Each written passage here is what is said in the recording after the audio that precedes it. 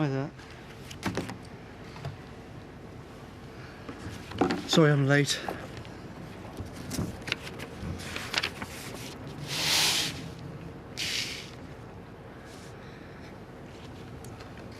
Good afternoon. Thank you for coming. Yesterday I gave a full account to the Prime Minister of my actions between the 27th of March and the 14th of April, what I thought and did. And he's asked me to repeat that account directly to you. I know that millions of people in this country have been suffering. Thousands have died.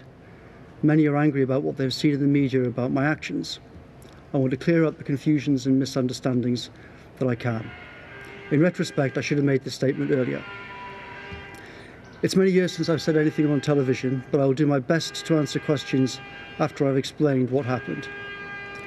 I also should clarify that I'm not here to speak on behalf of the government or the Prime Minister. I'm explaining my own actions and my own thinking.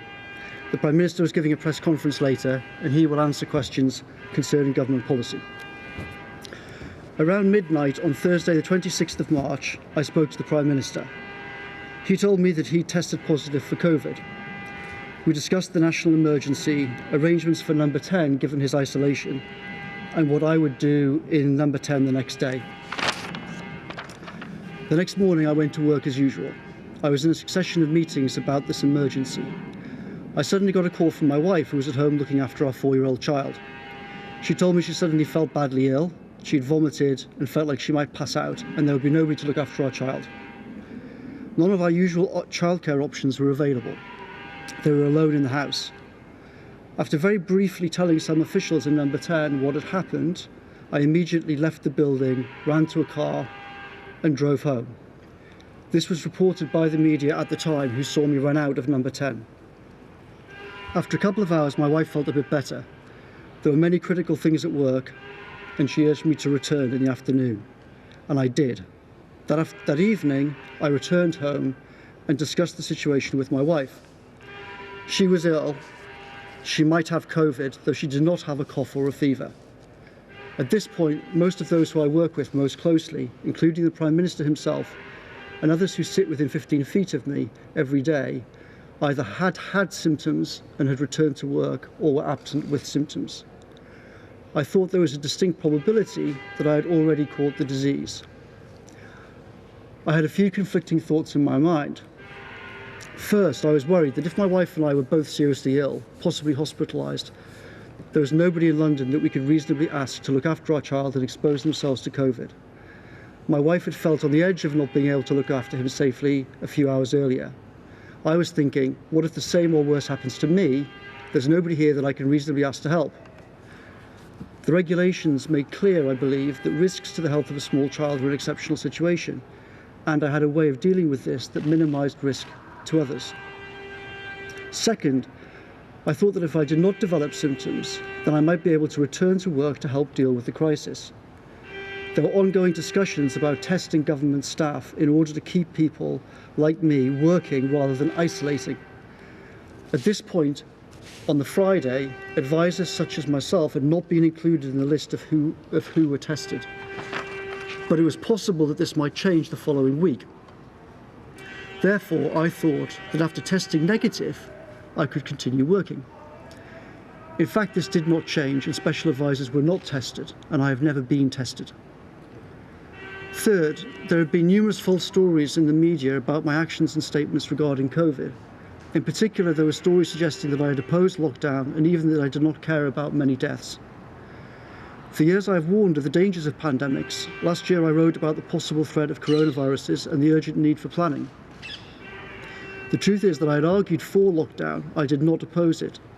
But these stories had created a very bad atmosphere around my home. I was subject to threats of violence. People came to my house shouting threats. There were posts on social media encouraging attacks. There were many media reports on TV showing pictures of my house. I was also worried that given the severity of this emergency, this situation would get worse. And I was worried about the possibility of leaving my wife and child at home all day and often into the night while I worked in number 10. I thought the best thing to do in all the circumstances was to drive to an isolated cottage on my father's farm. At this farm, my parents live in one house, my sister and her 2 children live in another house, and there was a separate cottage roughly 50 metres away from either of them. My tentative conclusion on the Friday evening was this: if we are both unable to look after our child, then my sister or nieces can look after him. My nieces are 17 and 20.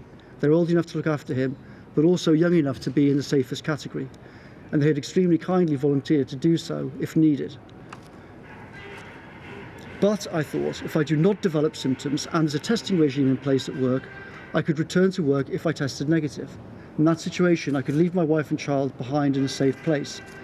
Safe in the form of support from family for shopping and emergencies, safe in the sense of being away from our home, which would become a target, and also safe for everybody else, because they were completely isolated on a farm and could not infect anybody. Contrary to some media reports, there are no neighbours in the normal sense of the word. The nearest other homes are roughly half a mile away. So in this scenario, I thought that they could stay there for a few weeks, I could go back to work, help colleagues, and everybody, including the general public, would be safe. I did not ask the Prime Minister about this decision. He was ill himself and he had huge problems to deal with. Every day I have to exercise my judgment about things like this and decide what to discuss with him. I thought that I would speak to him when the situation clarified over coming days, including whether I had symptoms and whether there were tests available. Arguably this was a mistake, and I understand that some will say that I should have spoken to the Prime Minister before deciding what to do. So I drove the three of us up to Durham that night, arriving roughly at midnight. I did not stop on the way. When I woke the next morning, Saturday the 28th of March, I was in pain and clearly had COVID symptoms, including a bad headache and a serious fever. Clearly I could not return to work anytime soon. For a day or two we were both ill. I was in bed, my wife was ill, but not ill enough that she needed emergency help. I got worse, she got better. During the night of Thursday the 2nd of April, my child woke up. He threw up and had a bad fever. He was very distressed.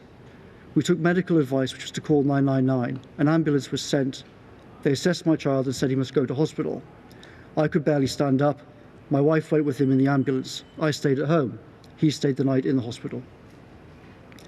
In the morning, my wife called to say that he had recovered, seemed back to normal, doctors had tested him for COVID, and said that they should return home. There were no taxis.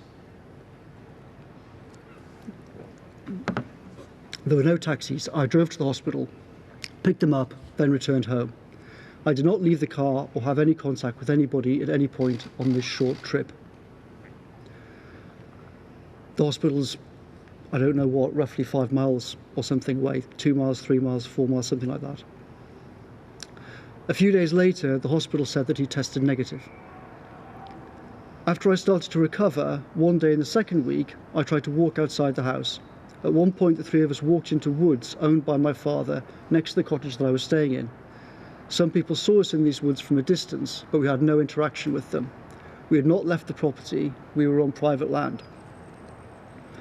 By Saturday the 11th of April, I was still feeling weak and exhausted, but other than that, I had no COVID symptoms. I thought that I would be able to return to work the following week, possibly part-time.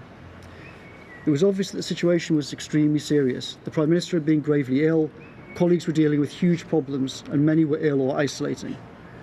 I felt like I ought to return to work if possible, given I was now recovering, in order to relieve the intense strain at number 10. On the Saturday, I sought expert medical advice. I explained our family's symptoms and all the timings, and I asked if it was safe to return to work on Monday, Tuesday, seek childcare and so on. I was told that it was safe and I could return to work and seek childcare. On Sunday the 12th of April, 15 days after I first displayed symptoms, I decided to return to work. My wife was very worried, particularly given my eyesight had seemed to have been affected by the disease. She did not want to risk a nearly 300-mile drive with our child, given how ill I had been. We agreed that we should go for a short drive to see if I could drive safely. We drove for roughly half an hour and ended up on the outskirts of Barnard Castle town. We did not visit the castle, we did not walk around the town. We parked by a river. My wife and I discussed the situation. We agreed that I could drive safely, we should turn around and go home. I felt a bit sick. We walked about 10 to 15 metres from the car to the riverbank nearby. We sat there for about 15 minutes. We had no interactions with anybody. I felt better. We returned to the car. An elderly gentleman walking nearby appeared to recognise me.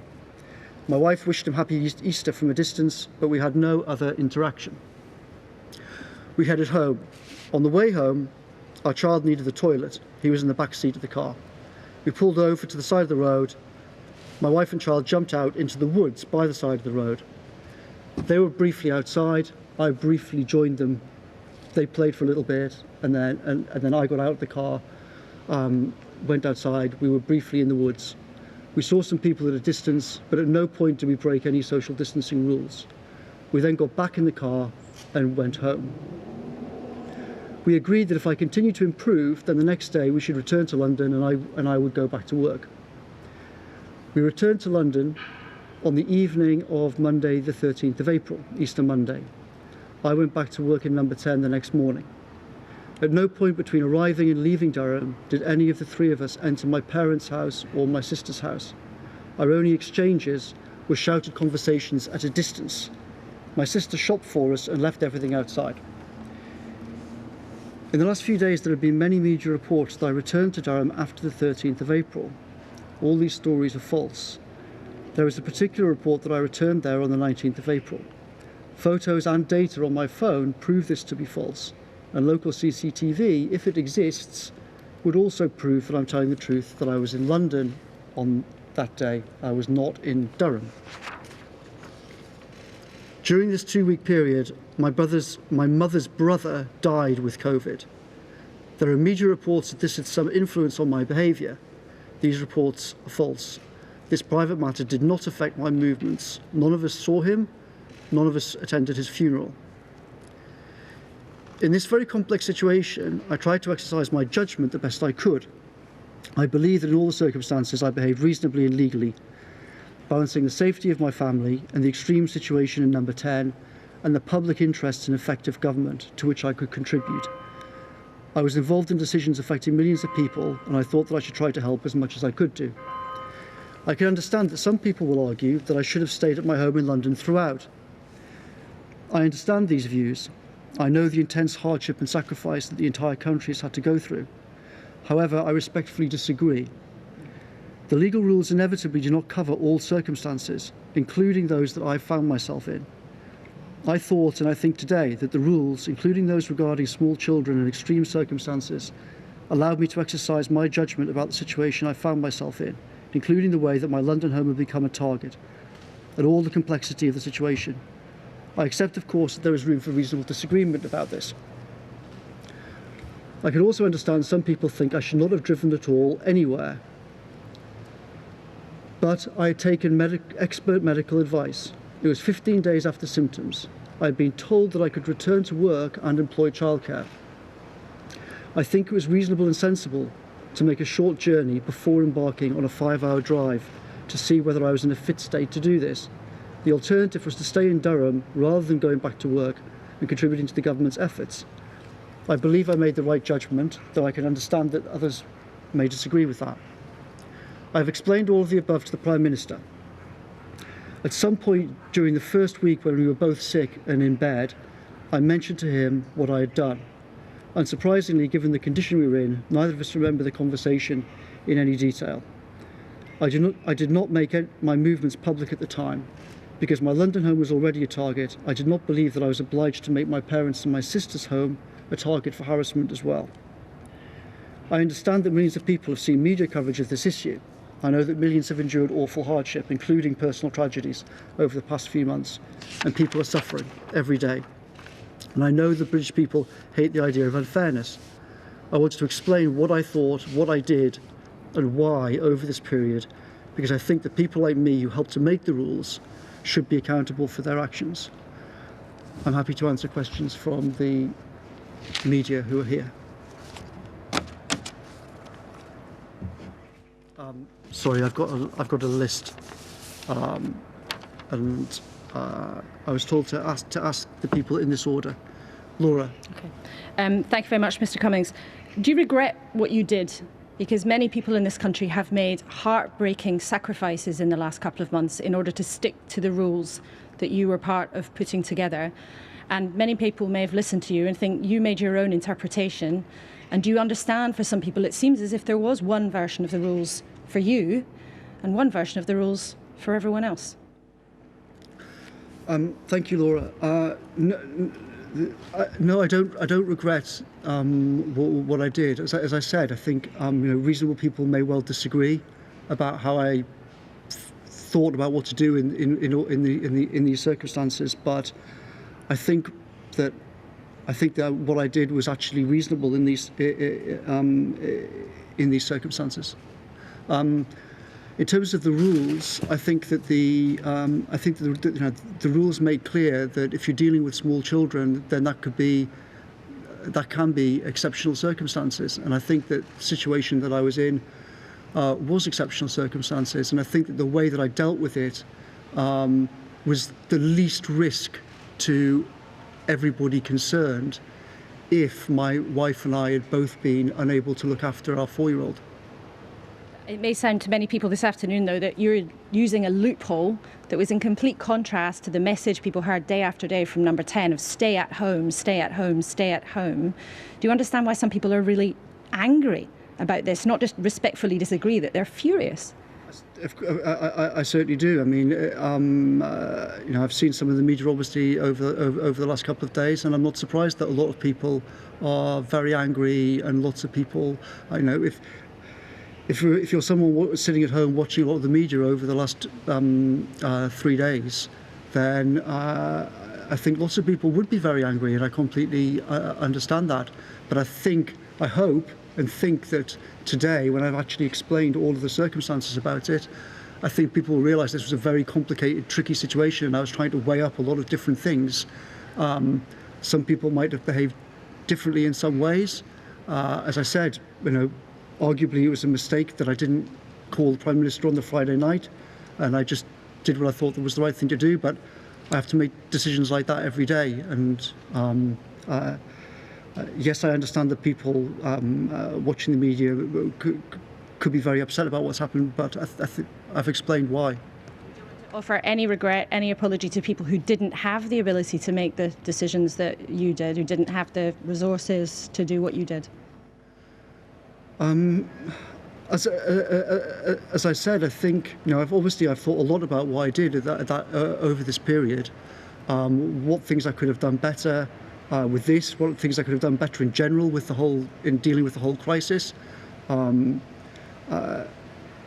There's definitely a lot of things that I could have done better over the last few months. But I think what I did in this 14 days, I think that I behaved reasonably.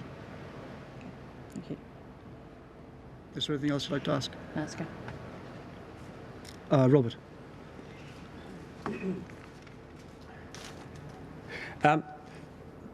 So, just to be absolutely clear, in this 14-day period and subsequently, apart from one visit to Durham and back, and a trip to Barnard Castle, neither you or Mary have been anywhere else at all. Also, millions of people haven't seen their parents for months now. Can you just tell us a bit more about the nature of your contact with your parents? And then, finally, your own scientists are worried, they said this last night, that by introducing an element of personal discretion into the interpretation of the rules, you are putting lives at risk. What would you say to them, and what would you say to us to reassure us? Thanks, Robert. So I think you asked whether it was true that over this 14-day period that we didn't go anywhere else apart from off in the car on day 15. No, that's not correct. Apart from obviously the hospital. Yes, exactly. There was the trip to hospital, and then there was the drive on day 15. But apart from that, neither of us left. And nothing since then either? Nothing since then in terms of? Just trips that break the rules, as it were? No, I mean, I left. I'm not exactly sure where the boundaries of London are, but as far as I'm aware, the only time that I left London since Tuesday the 14th was to go to Chequers for meetings with the Prime Minister. And that would be true of Mary as well, I mean, because you're a household, you know. Yes, I mean, Mary and I have been together since we returned. And then on this issue of contact with your parents? Issue of contact with my parents. So, I mean, obviously, so neither Mary nor I have been tested. So neither of us could be definitively sure about what our situation was. Mary had been ill and then recovered, but she hadn't had a cough, a fever. I pretty clearly seemed to have COVID, and talking to medical experts, they thought that, but I wasn't tested. But obviously our default mode was assume that all three of us have got it. So I was in a cottage 50 metres or so away from everybody else. Obviously we kept very, very far away from them. There are various reports that I visited them, I was staying with them. That's all completely untrue. My parents are in their 70s. Obviously I did not want to give them this disease, and so we stayed very far away. We did have some conversations, but they were, we were on a farm, and there were shouted conversations at a distance. They weren't some of the things that have been reported. In terms of introducing a question of discretion, so I'm not seeking to introduce anything or any element of discretion. To me, the rules are there. They talk about what to do with. They talk about exceptional circumstances and small children. I was trying to weigh up on that Friday night conflicting things between what happens if we're both ill, who's going to look after him, what's the safest way of doing that, is there a way in which I might be able to go back to work the following week if the whole testing system changes, which was being discussed but did not in fact happen. I was trying to weigh all of those things up. Given that, I think that I don't believe that I broke the rules. I think that breaking the rules. It's that the SPIP and SPIM members last night said that they think you introduced the idea that if your personal circumstances allow, you can do something different from what the simple rules say, and they are very worried that will make it much harder to contain the spread of the disease. Well, I think that they're right to be worried that the coverage of the last couple of days could encourage people to behave in certain ways. But with great respect to them, they made those comments without knowing what had actually happened. And actually, that's one of the reasons why I think now it would have been better to have made this statement earlier. But as it was, well, I didn't, and it would have been better to have done it earlier for sure. And that would have also, I think, stopped some of those guys being themselves confused by what they read. Beth. Thank you. Mr. Cummings, thousands of people watching this, ordinary families, have put up with all kinds of restrictions and hardships, regardless of their medical or family requirements. People not going to funerals, people not even going into hospital when their kids have been having cancer treatment. Why are you so different? What those people, I think, see here is that there's one rule for you, one of the most powerful people in this country, and there's another rule for them. Don't you think you, at the very least, owe them an apology? I don't think I'm so different, and I don't think there's one rule for me and one rule for other people. As I said, I think that I looked at the. I knew what the guidance was. It talks about exceptional circumstances with small children, and I think that in all the circumstances I behaved reasonably and legally, as I said. But people will be listening to this. For days, government ministers have obfuscated about whether you went to Barnard Castle, no information put out. This is meant to be the people's government, isn't it? But you've badly misjudged public mood on this. This hasn't damaged the Prime Minister. It has undermined your policy, and it's undermined public confidence in the government. It could even now threaten public health if people decide that the rules don't matter. How can you even countenance at the moment staying on and not resigning?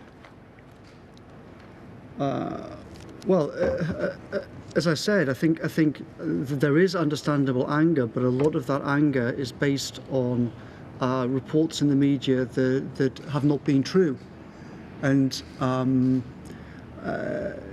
it's extremely regrettable. But the media that were reporting some of these things that were wrong were told that they were wrong, but they reported them anyway. And that has caused a lot. A lot of anger. I know a lot of people have shouted at me in the street. Why did you go back? Why did you go back to see your parents just because you wanted to? But I did not do that. Can I just ask you one more thing?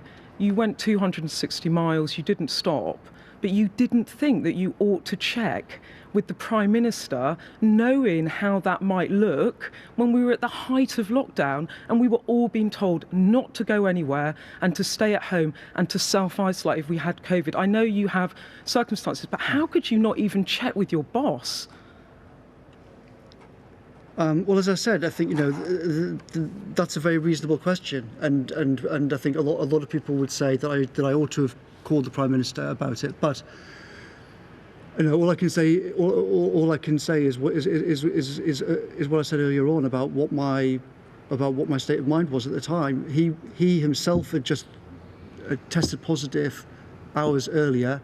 He was ill. He was upstairs in number 10 in bed. He had a million things on his plate. We all had a million things on our plates. We were trying to do lots of things. One of the things I have to decide every day is what to bother the Prime Minister with and what not to bother the Prime Minister with. And the honest truth about my job is that there are endless problems all day long, and I can't go to him all day asking him, what do you think about that, this, what do you think about the other? Otherwise, what's the point of having people like me around? I have to get on with things and I have to make decisions. And sometimes I do the right thing, and sometimes I make mistakes. I should stop now, but in retrospect, you wish you'd checked with him first. I don't know is the honest truth about that particular thing. Maybe I should have done, but I have to protect his time. There are lots of really big issues that the Prime Minister's time is just about the most valuable commodity that exists in the government. So you have to be very careful about what you go to him with and what you don't go to him with. And I have to make that judgment literally dozens of times a day. And I made that judgment in a very short period of time in very extreme circumstances. And as I said, I thought at the time it was the right thing to do, but I also completely understand if people think it was a mistake and that, in fact, I should have spoken to him about it. And as I said, I did actually speak to him about it a few days later, but neither of us can really remember exactly what I even said because we were both in pretty bad shape. Okay, thanks very much. Gary Gibbon. Yes, can I just be clear about that? Yesterday you had a face-to-face conversation with the Prime Minister about all the circumstances around this trip and those key 2 or so weeks. But he'd known about your excursion north for about a month and a half.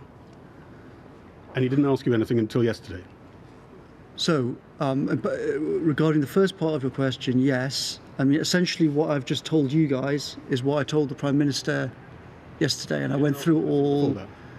Yes, he asked me about it on, was it Friday night that the story broke, I think? I can't remember if it was Friday night or so Saturday he knew morning. It was when the story broke he was interested. Saturday morning.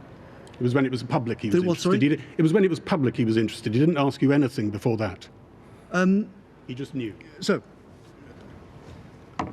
as I said before, we spoke about it in the week after it happened. I can't remember what day, but in the days following, we were both in bed ill. We had a few conversations on the phone. You've been up since then. He knew for a long time. Well, so as I said, I spoke to him about it then. I told him about that. But to be honest, that was like the least of the things we were thinking. Like, my movements were not part of our conversation. We were talking about the public health message the government's been putting out there. Do you say you don't regret what you've done? You think you acted correctly? We were talking about vaccines. We were talking about treatments. We were talking about hundreds of very important things. We did not spend a lot of time talking about me and where I was and my own circumstances. Let me ask you about one of those very important things. With tracing perhaps kicking off in a big way in the coming weeks, people will be asked to isolate. The public health message will never have been more critical, perhaps. Mm-hmm. Do you think public adherence to those instructions will be weaker or stronger as a result of your recent activities? Well, I hope it won't affect it, and I hope that that now that people know what actually happened, and that some of the false stories that have all been circulating and driving a lot of people, understandably, mad and about it, then I hope that people will realise. You've stood up the central story in this allegation that you drove a very long way from home when everyone was told to be at home. If there was more leeway in these instructions than we thought, why didn't you tell everyone about that? Well, with great respect, Gary. Who else has driven that distance? I'm trying to answer the question. With great respect, it's not just a simple matter in the regulations. The regulations describe various exceptional circumstances where it may not be possible to follow the rules. It doesn't say you must stay at home in all circumstances. It says that there are some circumstances in which you won't be able to follow these rules. And it seemed to me that I was in such an exceptional circumstance, and I was trying to balance all of these very complicated things. People will be staggered to hear you say that when the message was so clear: stay home. Is the fact that the Prime Minister can't do his job without you? The guidance says, if you are living with children, I'm reading out the actual guidance. If you're living with children, keep following this advice to the best of your ability. However, we are aware that not all these measures will be possible. What we have seen so far is that children with corona appear to be less severely affected. It's nevertheless important to do your best to follow this guidance. Now, you know, it's and you know as well as I do that there are that the deputy chief medical officer has discussed this. There's been various discussion about it. If you've got if you've got a child that's 4 years old, and neither of you can look after him, the guidance doesn't say you've just got to sit there. So I think as I've said, I think I behaved reasonably in all of these given all the circumstances and the different things I had to try and weigh up. Jason Groves. Hi. You blame the media for this mess that you've got the government into. Do you accept that whatever legal nicety you may have to say that you haven't broken the letter of these regulations, you've driven a coach and horses through the spirit of them, and that is why people are so cross about it? I don't agree. I think that's not. You don't agree? No, I don't agree. So let's go through it, shall we? I mean, you left London with your wife, who had coronavirus symptoms, completely against the regulations. You're up in Durham, and you decide to go for a drive on a weekend when, a few yards from here, the Foreign Secretary that weekend was telling us to stay at home and save lives. You went for a drive, you sat by a river, you went for a walk in the wood. I mean, you may or may not have a way of justifying this to yourself, and possibly there may be some legal loophole. But you've broken the spirit of it, haven't you? No, I don't think that I have. Just to correct one thing, when we left, my wife did not have a cough. She did not have a fever. Those are the two symptoms that were mentioned. She was ill. She'd thrown up, but we didn't. As I said before, we didn't know whether or not she had COVID or not. Secondly, as I said earlier on, the walk in the woods was on private land. I didn't leave our property to go for a walk in the woods, and that's perfectly reasonable behaviour. You stopped on the way back from Castle Barnard? Yeah, I was driving back from Barnard Castle, and my child, the 4-year-old, was in the car seat in the back. He said, "Dad, I need to go to the toilet." We pulled into the side of the road. He jumped out with my wife. I don't think any reasonable person would say that I behaved that's bad behaviour. I mean, you've plainly had a tough time. I don't think anyone would argue with that, but there's lots of other people who've had a tough time. I mean, I'd like to finish by, we were in Wiltshire. Their daughter and son-in-law live 10 miles from them, and they've got 2 children. They came down with COVID, and they said, imagine our frustration living so near and yet not being able to help. It was a big sacrifice that we made, and they feel like mugs now. I mean, they want you to resign. Did you offer to resign when you saw the Prime Minister? No, I have not offered to resign. Did you ever consider it? No, I do not. I have not considered it. As I said, I think I think it's reasonable to say that other people would have behaved differently in different ways in this whole situation. But as I stress, I was trying to balance lots of competing things. I mean, if I hadn't worked here, for example, then you could very easily say that, okay, I could just have stayed in an isolated cottage for weeks afterwards. But I was involved in lots of things involving crucial questions of vaccines, trying to get scientists involved in the effort, trying to get money moved, trying to get regulations moved out of the way. And I thought that if I could return to work, then I should seek to return to work. And I would stress that I took expert medical advice before I moved to say, and I actually went through the whole history, the details of what I've just told you. I went through on the Saturday, the 11th, on day 15. Sorry, is that day 14 or 15? I can't remember now, whatever. But anyway, it's day 14. So yeah, Saturday the 11th. On day 14 is when I took medical advice. That was day 14 of symptoms. And I was told then that you're clear to, I said, can I go back to work Monday, Tuesday? And I was told, yes, given that what you've explained, you are not a danger to the public now and you can safely go back to work and hire childcare. So given that, I thought that I ought to try and go back to work and try and do what I could in this emergency. Okay, thanks. Anna Mikhailova.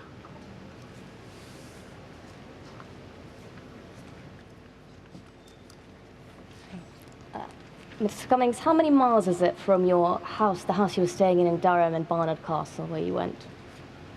I don't know how many miles it is. I mean, it's roughly a half-hour drive. Right.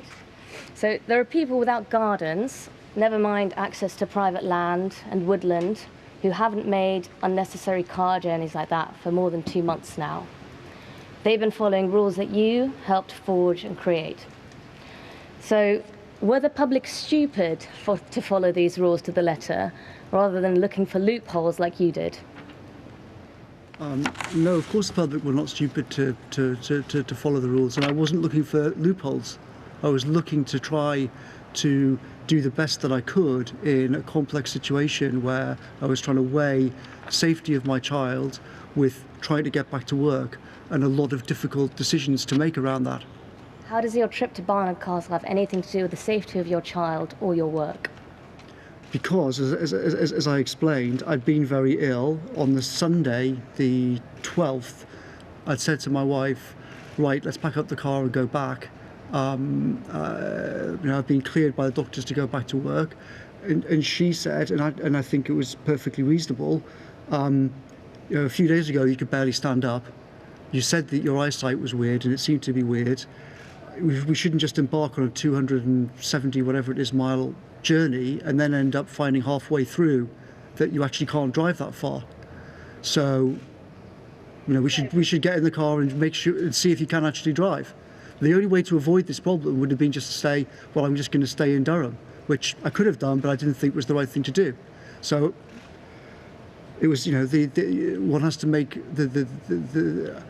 I've been told by expert medical advice that I wasn't a danger to the public and that I could go back to work in number 10 Downing Street on the Monday, Tuesday, and therefore I was trying to do that in the safest way possible.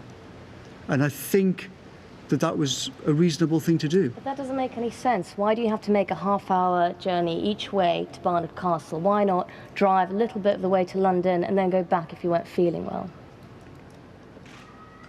I mean, we didn't think about that of doing that. To be honest, we just thought, okay, let's whiz down the road and see how I feel.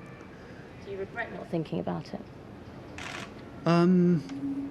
Do I regret not just trying to drive to London and see if I can do it? Do you regret taking a half-hour journey to Barnard Castle and sitting for 15 minutes, as you say. As I said, I think it was a reasonable thing to do. I mean, perhaps you're right, and we should just have cracked on and tried to do the whole trip, but the whole point was, no, I had been extremely ill. My vision had been a bit weird. We were all going to go back. My wife said we should drive down the road and you should see if you can actually drive and see if your vision is weird or if you're okay. And I thought that's a good idea. I should do. And as I stress, I've been cleared to go back to work. So the implication that I shouldn't have been driving back to London, I don't think is reasonable, because I had spoken to a doctor about it and I had been cleared to come back to work. If you mention your wife a lot, if you and your wife felt that you had done nothing wrong, why did both your articles in The Spectator from a few weeks ago make absolutely no mention of being in Durham? Because, as I said, my house in London was already and is now the subject of some very unpleasant actions. And why on earth would I mention another house that I was in, where I've got 2 elderly parents and other relatives living there, who now today also have a lot of unpleasant things going on around their house too? I don't think I was obliged to do that. Why write such a detailed article at all? My wife's a writer. I mean, I don't tell her what to do. You did too. What, sorry? You wrote one too. You're not a writer. I wrote a few sentences about what it was like to be with Mary.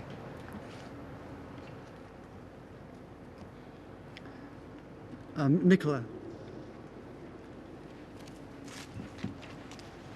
Thank you, Mr. Cummings.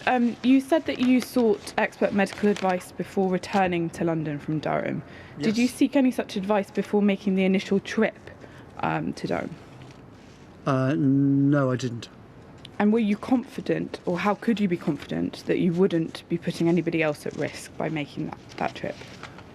So the point was that that I knew that I could get to a place that was completely isolated. I knew that I had a full tank of petrol. I could drive to a place that was completely isolated from everybody else. I knew that if me and my wife could not look after our small child, there was a 17-year-old and a 20-year-old 50 metres away that I could call and say, we need help. They are old enough to look after a child and also young enough to be in the least risk category. If I'd stayed in London and a similar thing had happened, then I'd have had to get somebody else there and expose them to danger, or invite them into the house, which would also have exposed them to danger. The way that I did it seemed to me to be the safest thing for everybody in the circumstances. And in fact, as it turned out, I didn't have to put anybody in that house in danger because although we were both ill and I couldn't look after a 4-year-old, my wife could. So as I stressed, I think that in all the circumstances, it was the most sensible thing to do. You mentioned you had a full tank of petrol when you left. Did you then have to fill up before you came back? Was that another stop that you made? No, we drove up and then we went back, and then I'm pretty sure we called in and filled up with petrol on the way back. But remember, at this point, I'd been cleared to drive back to work, and so I don't think in any way that was breaking the rules. I think it's just important to be clear exactly how many stops you've made, because you've disputed some of the accounts that have been reported. Yeah, so on the way up I didn't stop at all, and then on the way down I can't be entirely sure, but I'm like 95% sure that I did stop on the way back down and filled up with petrol, but that might be wrong. Right. You said in the statement you read out that you tried to exercise your judgment in doing the best thing for your family. People up and down the country have been trying to do the best for their families. Yes. You talked about complicated circumstances. So many people have those. They have competing caring needs for children, for elderly people. Most people that me and my colleagues here have spoken to did not think what you did was within the rules, regardless of whether they had the opportunity to make such a journey. There are single parents who have had COVID-19 and had to care for even younger children than you, because that's the situation they found themselves in, and they were following the advice issued from this building. How can you not feel apologetic towards them for undermining the rules that you helped to create? Well, obviously, I feel extreme sympathy for single mums who'd have been in such a terrible situation. But all I can do is repeat what I said before. On that evening, my wife had just been in a situation where she felt barely able to look after our child. Was essentially surrounded by people who were either testing positive or had symptoms for COVID. It seemed perfectly likely that I would have it and could not look after a child. And in fact, that is exactly what happened. The next day, I was ill and I got extremely ill a couple of days later, and I couldn't look after a child. I could barely move, to be honest. And if both of us had been in that situation, then we would have needed help. And in that scenario, what would have been best for everybody? Would it have been best for a 17-year-old niece to walk 50 metres and look after our child, or would it have been best for me to be here and calling 999? I think that what I did was the most reasonable thing in the circumstances, given that my nieces and my sister had very kindly said that if there is an emergency, we'll help. Just finally, before you made the decision to drive up to Durham, did you make any inquiries with neighbours or friends to see if they or any other people in London who may have been able to help you should you have needed help with looking after your son? I didn't know because as I said, anything like that would have, doing that would, well, first of all, I don't think it would be reasonable for me to ask someone, some friend, to come and expose themselves to a deadly disease when a 17-year-old niece has already volunteered to do it for me. So, to be honest, I didn't really think about that. I thought, well, I'm lucky. If this nightmare does happen, then that's the best thing for everybody. Thank you. Nicola. Oh, sorry. Matt. Hi. Why weren't you honest with the public before now and before Friday about your trip to Durham? In what way was I not honest? Why didn't you tell us? We were asking daily at the number 10 briefing. Where were you working? I think a lot of people would have understood your difficulties at the time. Why weren't you honest about that? Well, look, there's been a long string of inaccurate stories about me for month after month after month, and the truth is that answering a lot of these things does not necessarily clear up confusion. It frequently has led to more confusion. So you weren't worried that you admitting and being honest to the public that you were travelling to Durham for very understandable circumstances could have sent out the wrong message to other families? That wasn't. Yeah, I was worried. I was really worried about the whole thing. But in the situation that not just the situation in those 14 days, but in the time since Friday night, there are not really any good options. And do you regret not laying out quite clearly, maybe when you came back to avoid the security problems, just being honest with the public? Yes, I do. As I said, I think at the beginning of my statement, I think in retrospect, it would have been better to set this out earlier on. But we have to make judgments about these things in number 10. Our judgment at the time was that if we start trying to explain everything, then it'll actually lead to more confusion. That often happens around here.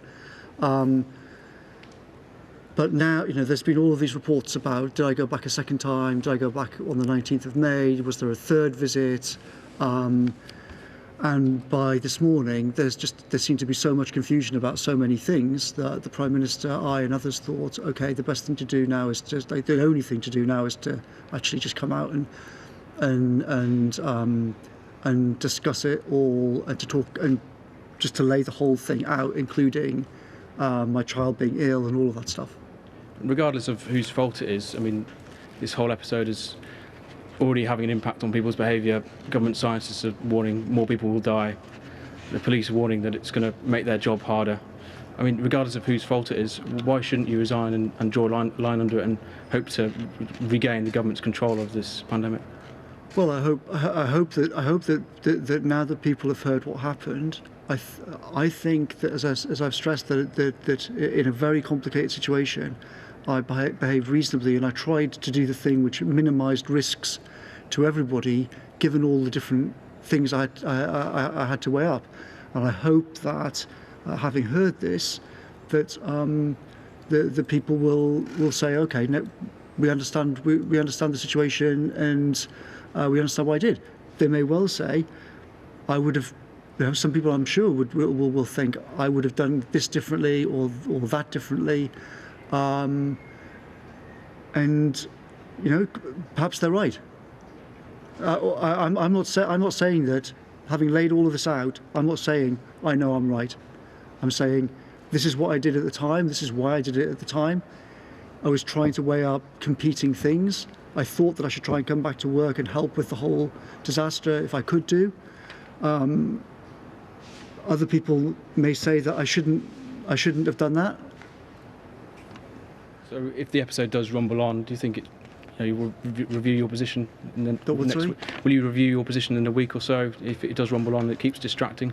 It's up to the Prime Minister. I'm here to try and do the best that I can for the government, to try and change the country for the better in lots of ways, to get more investment into the NHS, to do all sorts of things that we've talked about.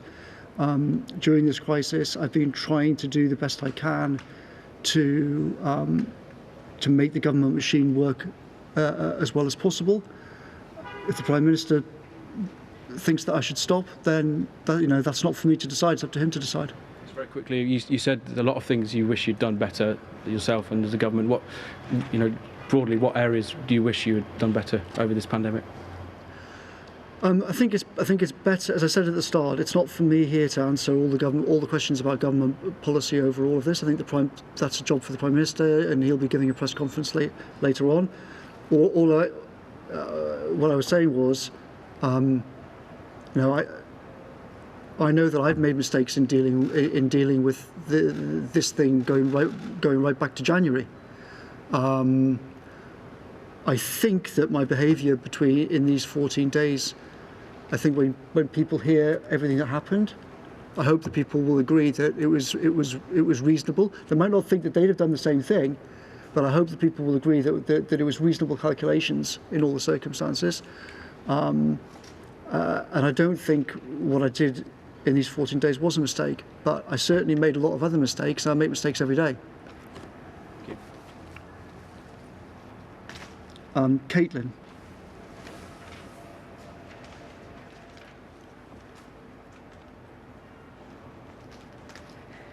Thank you. You've already said, Mr. Cummings, that there was an available empty property at your parents' farm. It may not be a second home, to which travel was explicitly banned in the regulations, but it is certainly a privileged position. Does your story not make it the case that it's one rule for most of us and another rule for everybody else who can bend it slightly because they've got the luxury of an empty house lying around? No, as I've said, I don't think that's the case. The reason why I went to that place was it seemed like the safest option, given the considerations, and I was weighing up what's the safest thing for my child. What's the safest thing in terms of how could I get back to work and try to help with this emergency? What's the safest thing in terms of the whole the problems with my current house? And I was having to weigh all of these things up and make a decision in a very short period of time. But lots of people would have liked to weigh up what the safest option was for their child, and would have liked to have thought that they had the opportunity to go to an empty, safe space. Did you not at all have any thought that, I should be going through this in the same way that everybody else is? I should be staying at home and doing everything that I can. I mean, obviously, I thought. Well, I'm not sure that I can really usefully add to what I've already said. I think I've explained what my thought process was. I was trying to balance these three things about the safety to my child, and I stressed the point about it wasn't that it was some nice place to be. If you've been there, you'd see that it's sort of concrete blocks. It's the point about it was not that it was a nice place to be, but that it was the safest place to be in the circumstances. And it meant that I didn't have to expose other people to risk unless I absolutely had to in a critical emergency. And I thought that the regulations, as I stressed, the regulations say we are aware that not all these measures will be possible if you're living with children. And I had a wife who'd already said, she was close to not being able to look after a child. I was thinking, this might be me tomorrow. In fact, it was me tomorrow. What do I do then? And I think, if you imagine this situation, if both of us had been unable to look after him, then the way that I organised it was the way in which the smallest risk to the smallest number of people was actually going on. And given that and the other things I was also thinking about, I think it was a reasonable thing to do. But as I stress, I can understand that some people might say, it's your own fault if people are making threats at your house. That's not a good reason to leave. We've all had to stay. Other people are going to make their own judgments about this whole thing. I don't think there's much more I can say. You also just mentioned in answer to Matt's question that you have made other mistakes in dealing with the pandemic since January. Can you point us towards any more of them? As I stressed, I think at some point in the future, I'll be very happy to go through all the different things that I think I got wrong. I would also point out, though, that lots of the media reports about what I've thought, what I've said, what I've done are completely false. For many years, I've been writing about the dangers of pandemics. Only last year, I wrote explicitly about the danger of coronaviruses. I stressed that the importance of government planning and that I was worried that people were not taking it seriously enough. And a lot of media reports are trying to claim that I sort of brushed it off and sort of didn't realise what a danger it was. And I think no reasonable person could come to that conclusion if you look at what I've said and what I've written over the last few years. I took it extremely seriously. I took it extremely seriously many years ago, and I urged other people to take it extremely seriously. But I have made other mistakes in terms of how I've dealt with things since January, for sure. Is one of those mistakes herd immunity? Is one mistake? Is one of those mistakes the idea of herd immunity? No, it's not, and a lot of the things that have been written about that are completely wrong. One final one from me. What is your message from Conservative voters who voted this government in less than 6 months ago, a lot of them for the first time in the North East around Durham, who want you out of Downing Street and want you out of this government?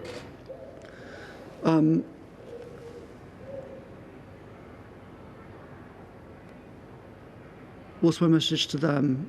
Well, I think I've made mistakes in how I've dealt with this, all sorts of things in government. I don't think I made a mistake about these 14 days that are in question, and I would I would stress to people that they should not believe everything they read in the newspapers or everything they see on TV, because lots of the things that are reported are not in fact the case.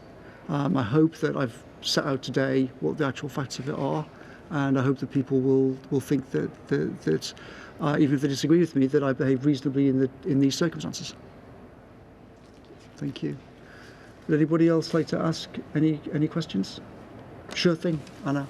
Could you just, going back to what you said about Barnard Castle, could you point us to where in the guidance in the law book it says that it's okay to make a practice drive journey and then get out and sit somewhere? Well, after recovering from this disease, my job is one of the jobs that the rules say you should go back to work if you can do.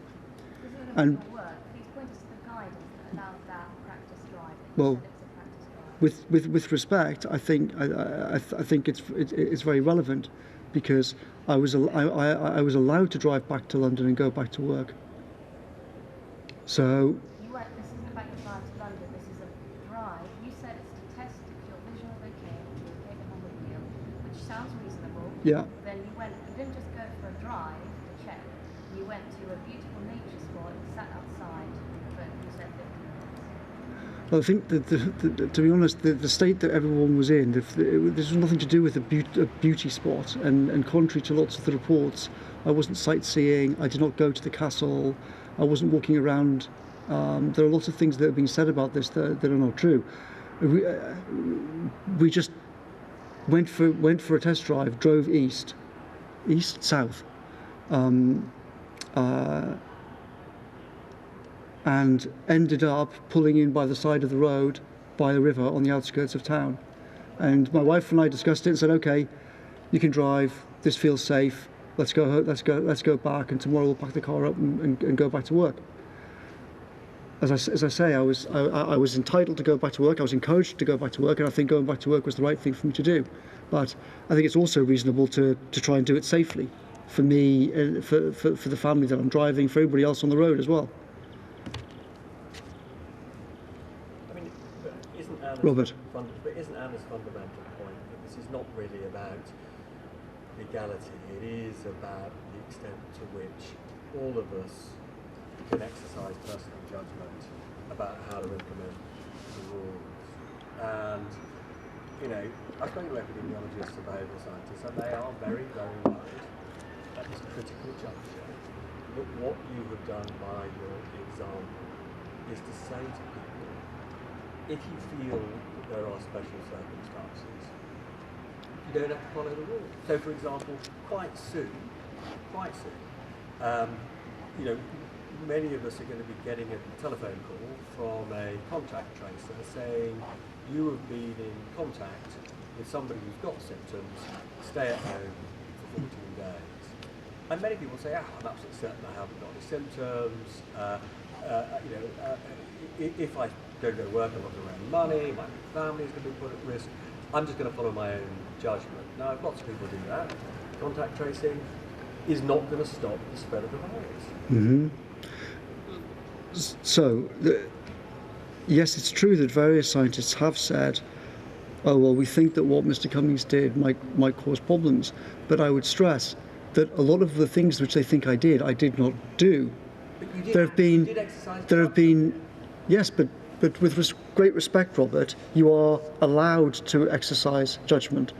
The rules explicitly say that, as I stressed to you before. The rules explicitly say that when you're living with small children, you have to exercise your judgment in that situation. That's what the rules say. The rules are not millions of pages long explaining exactly what you do in every possible circumstance. And if we try to write rules like that, then they could easily cause more trouble rather than less trouble.